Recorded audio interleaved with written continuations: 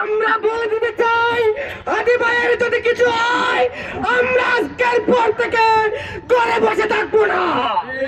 আমরা আজকে রাত্রের ভিতরে যদি খুনিদেরকে আইনের আওতায় না নয়, আগামীকালকে থেকে আমরা সারা দেশে বিক্ষোভ মিছিল পালন করবো ইনশাআল্লাহ।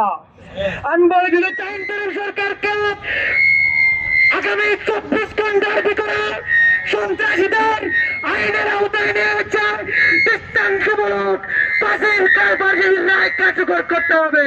আমরা স্পষ্ট ভাষায় জানিয়ে দিতে চাই, একজন হাদিকে হত্যা করে বাংলাদেশের আপামর জুলাই যোদ্ধাদেরকে থামিয়ে দেওয়া যাবে না।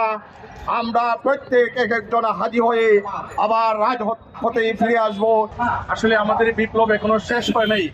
আমাদের আবু সাইদ মুক্তদের বিপ্লব কিন্তু এখনো শেষ হয় নাই। আমরা মাঝখানে হয়তো কিছুটা বিরতি দিয়েছি মাত্র। আসলে বিপ্লব আমাদের এখনো রাজপথে রয়ে গেছে। সুতরাং এই বিপ্লবের আগামী দিনে যত কর্মসূচি আসবে, সকল কর্মসূচিতে আপনাদের সর্বাত্মক সাহায্য এবং সহযোগিতা কামনা করে